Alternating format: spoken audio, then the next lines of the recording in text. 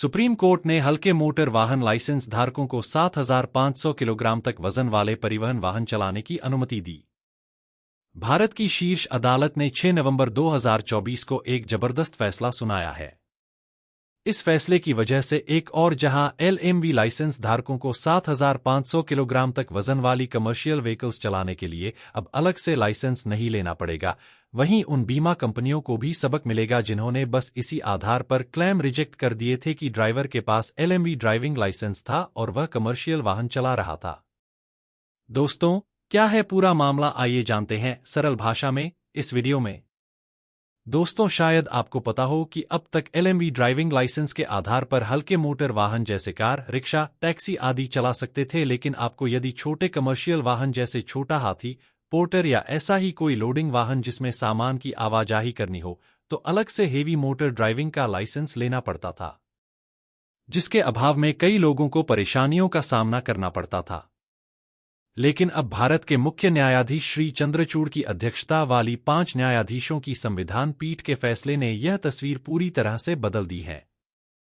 यह फैसला उन बीमा कंपनियों के लिए भी एक बड़ा झटका है जो उन दावों को खारिज कर देती थीं जिनमें दुर्घटना में एक विशेष वजन के वाहन शामिल होते थे और यदि चालक कानूनी शर्तों के अनुसार वाहन चलाने के लिए अधिकृत नहीं थे।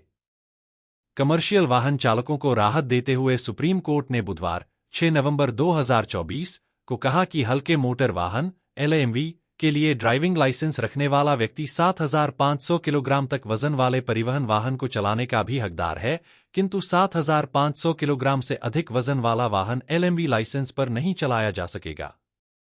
मुख्य न्यायाधीश श्री DY चंद्रचूड़ की अध्यक्षता वाली 5 न्यायाधीशों की संविधान पीठ का यह फैसला उन बीमा कंपनियों के लिए झटका है जो उन दावों को खारिज कर देती थीं जहां यदि दुर्घटनाएं एक विशेष वजन के परिवहन वाहनों से संबंधित होती थीं और यदि चालक कानूनी शर्तों के अनुसार उन्हें चलाने के लिए अधिकृत नहीं थे। दुर्घटनाओं में वृद्धि के कारणों का कोई डेटा नहीं। न्यायमूर्ति हृषिकेश रॉय, जिन्होंने खंडपीठ के लिए सर्वसम्मति से फैसला लिखा, ने कहा, ऐसा कोई अनुभवजन्य डेटा नहीं है कि देश में सड़क दुर्घटनाओं में वृद्धि के लिए हल्के वाहन ड्राइविंग लाइसेंस धारक जिम्मेदार हैं। उन्होंने कहा कि हल्के वाहन ड्राइविंग लाइसेंस धारक जो अधिकतम समय वाहन चलाते हैं, अदालत से जवाब मांग रहे हैं और उनकी शिकायतों को तकनीकी आधार पर खारिज नहीं किया जा सकता। मुख्य न्यायाधीश और न्यायमूर्ति रॉय के अलावा पीठ में न्यायमूर्ति PS नरसिम्हा, न्यायमूर्ति पंकज मित्तल और न्यायमूर्ति मनोज मिश्रा भी शामिल थे। पीठ ने 21 अगस्त 2024 को इस जटिल कानूनी मुद्दे पर अपना फैसला सुरक्षित रख लिया था, जब केंद्र की ओर से पेश अटॉर्नी जनरल R वेंकटरमणी ने प्रस्तुत किया था कि मोटर वाहन MV अधिनियम 1988 में संशोधन के लिए परामर्श लगभग पूरा हो चुका है। शीर्ष अदालत ने केंद्र से कहा कि वह कानून में संशोधन की प्रक्रिया जल्द से जल्द पूरी करे।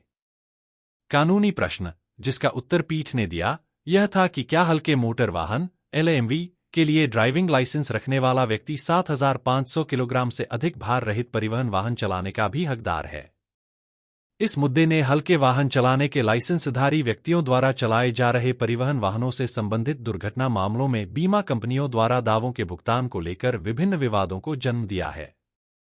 बीमा कंपनियां आरोप लगा रही हैं कि मोटर दुर्घटना दावा न्यायाधिकरण MACT और अदालतें हल्के मोटर वाहन ड्राइविंग लाइसेंस के संबंध में उनकी आपत्तियों की अनदेखी करते हुए उन्हें बीमा दावों का भुगतान करने के लिए आदेश पारित कर रही हैं।